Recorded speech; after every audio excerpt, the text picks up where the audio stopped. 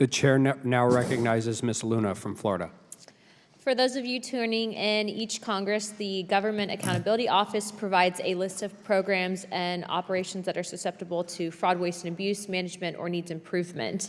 As of 2023 in April, there were 37 areas on the high-risk list, one of which was improving federal oversight on food safety, which is an area that still needs major improvement after being added to the list back in 2007. In the United States, the safety and quality of food is overseen by around 30 federal laws and are administrated by 15 federal agencies. One major area of concern is food safety, is the use of food dyes, which have been linked to hyperactivity, behavioral issues in children, including an increased risk of certain cancers and other health problems. This is because the food dyes that they're using are derived from petroleum and often contain chemicals that are toxic to the body. Other countries like the United Kingdom have taken the safety and quality of food so seriously that they have banned dyes like Red 40, Yellow 5, and Yellow 6 food colorings because of safety concerns. Another area of concern for food safety is the importation process for foods, which are regulated by several agencies, including the FDA and the USDA.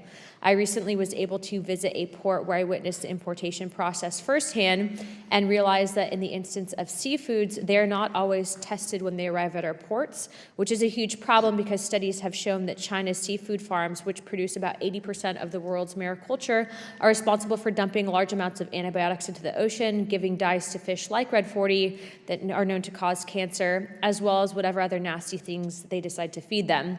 Mr. Dodaro, why is improving the oversight on food safety on the GAO's risk list?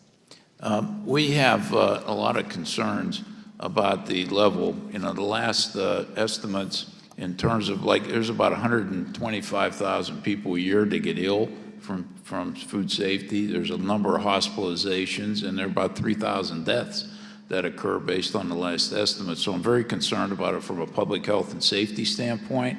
The system is fragmented, and I'll ask Mr. Gaffigan, our expert, to explain some additional reasons.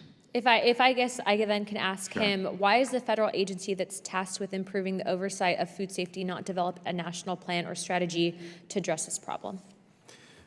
I wish I had a good answer to that. We've recommended that they do so in various ways. There was a food safety working group back in 2009, when, shortly after we had put this on the list. That stopped meeting in 2011. That was one mechanism. We've talked about them then establishing, again, a national strategy or a blue ribbon commission to study this. We've done a National Academies panel. Everybody agrees there needs to be some kind of national strategy that brings all these entities together. Do you know why they stopped meeting back in 2011, was it? Just, again, I think the problem is no one's in charge, right?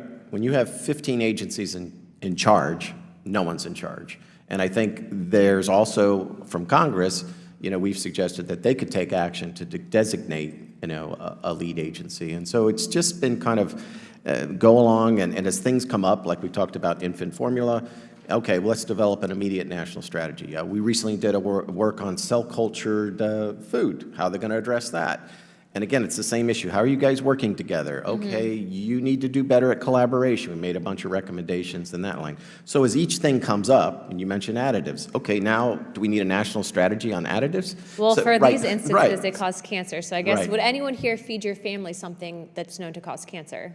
So probably not, right? That's why it's on the list. Exactly. Okay, so does GAO in general, Mr. Dodaro, look at other countries in regards to their food standards and make recommendations on how we should implement that here in the United States? Yeah, Mark, have we ever looked at that?